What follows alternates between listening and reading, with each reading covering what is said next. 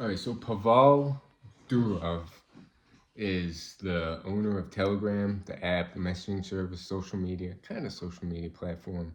Well, more of a messaging platform, um, which is like his net worth is $15 billion. I think one site said, and I looked into him. I'm watching a podcast with him right now with Alex Fridman.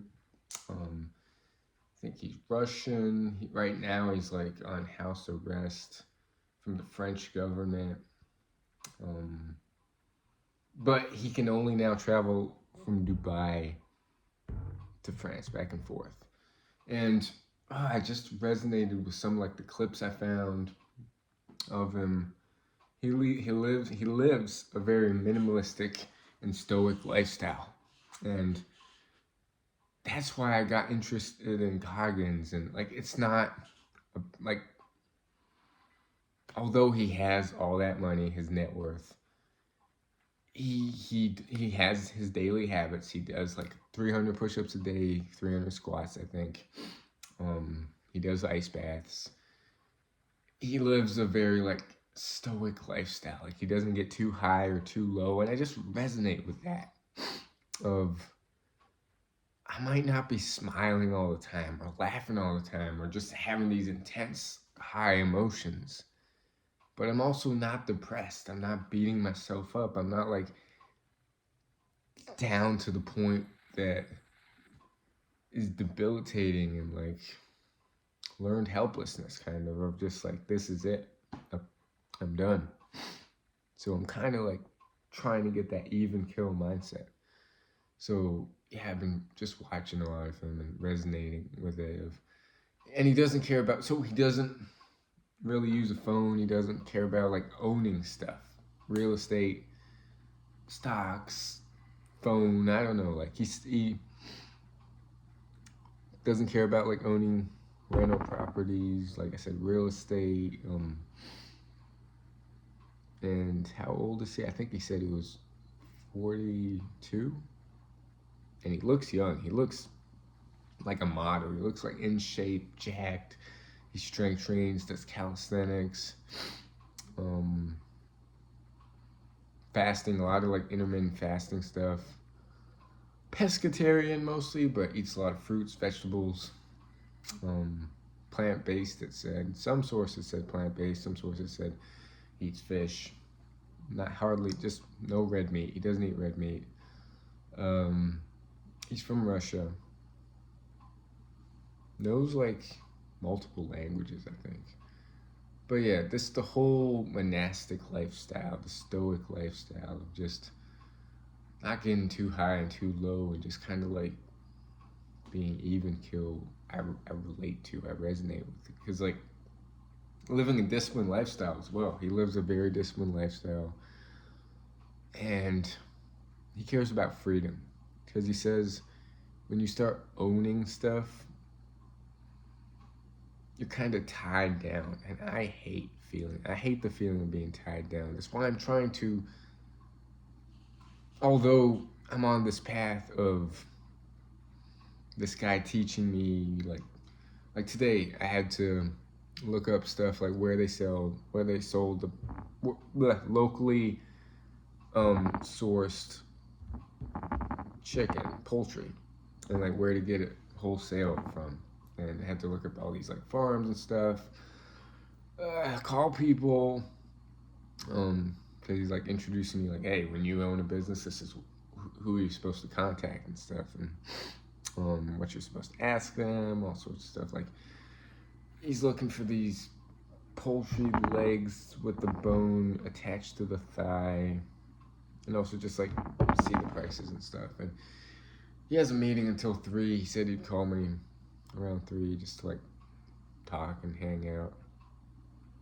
Then slowly, like I said, maybe this next week or the week after is when the business, I think, is gonna start opening up to the public. Maybe, I'm not sure. It's a long process, but yeah, we gotta find locally organic, where to get it for like wholesale price for like the restaurant in bulk. So there's that. And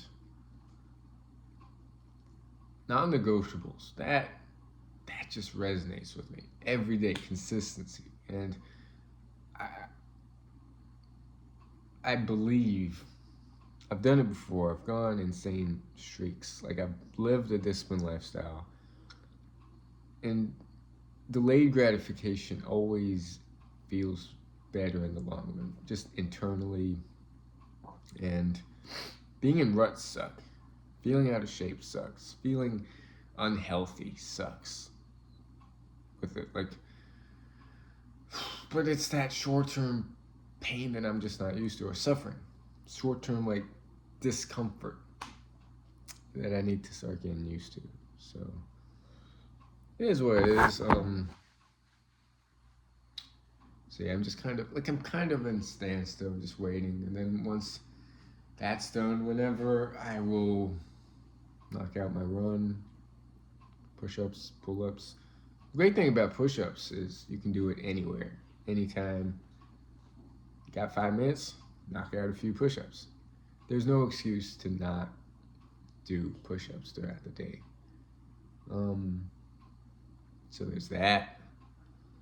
And I trimmed my beard because he was saying, hey, it was looking a little too ungroomed and too, like, long, which is what he said yesterday, so I trimmed it. What else?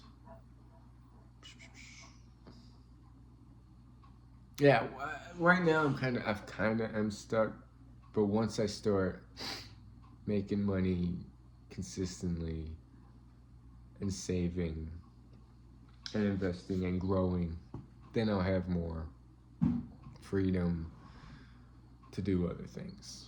Because without money in today's world, you're kind of stuck, and I hate feeling stuck. Freedom is, I think, one of my number one values. The freedom to do what I want to do. And so in order to get to that freedom lifestyle, comes from living a stoic life, a disciplined life, and not chasing short, instant gratification, short, instant pleasures, and not saying, like, what do I need, rather than what I want. Because what you want is not the same as what you need.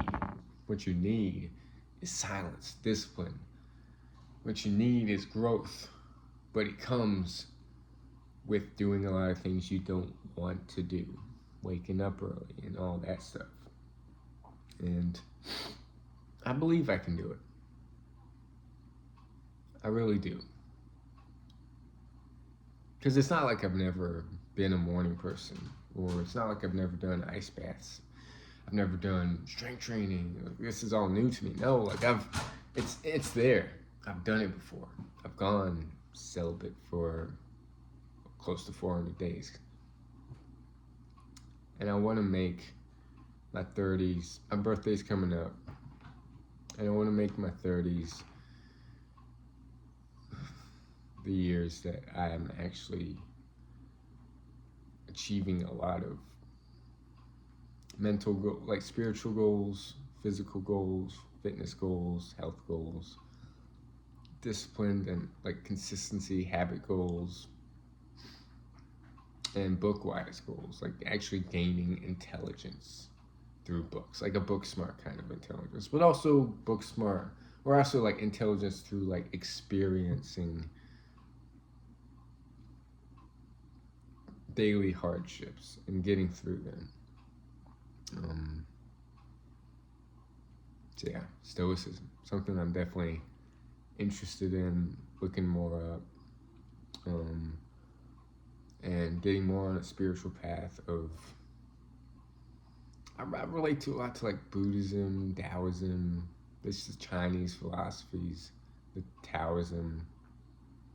I know there was another one, but something interested in Tai Chi, spiritual practices, a lot of breath work. There's a lot I want to learn and explore, and I can't do that being addicted to sex, porn, vaping, social media, technology, phone, Netflix, Amazon Prime. What other addictions are there? I don't really eat too much processed foods, but just the occasional slip up and stuff will bother me. Um, what other addictions? Putting things off. Putting things off until it gets too late, and then don't do that. Then I'm like, hey, I'll just do it the next day, and then the cycle continues. I don't want to be stuck in cycles. So, long term, I got to be looking at long term. Even if I die within the year or a month or a day, you never know. Just being on the journey of cutting out those things gives me more peace of mind, peace of soul. Waking up every day like, hey, I stayed away from that. I did that right. I did that right. Feel good inside. That's what this journey is. It's not about the outward achievements for me. So just looking at myself in the mirror and saying I'm proud of myself. And then doing that every single day for the rest of my life.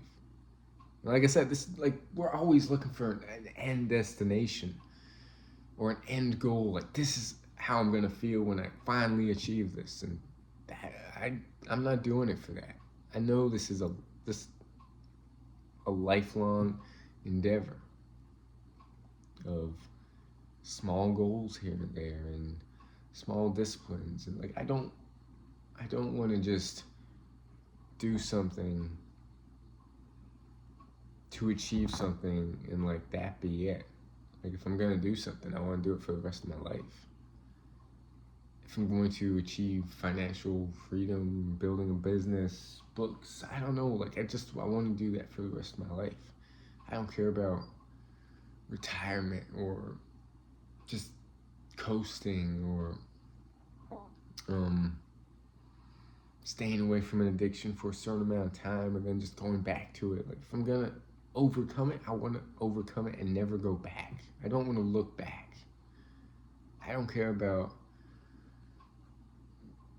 like, a lot of therapists talk about like childhood trauma or the past, and you could learn a lot from the past, but for me it's just like, the past's happened. Like, you can't change it. I don't want to focus on the past. I'm not a past kind of person. That's why therapy helps people, don't get me wrong, but for me, therapists focus so much on like past trauma and childhood trauma. It's like, cool, maybe that's the blockage, but for me it's like, it's not gonna help where I am currently and where I'm trying to go. Energy flows where attention goes, and my attention is my goals, my dreams, the future, who I want to be right now, and the actions I'm taking currently. 13 minutes already. We're still going, and that's pretty much my update for today. You should be calling soon, so see how it goes. Let's get it.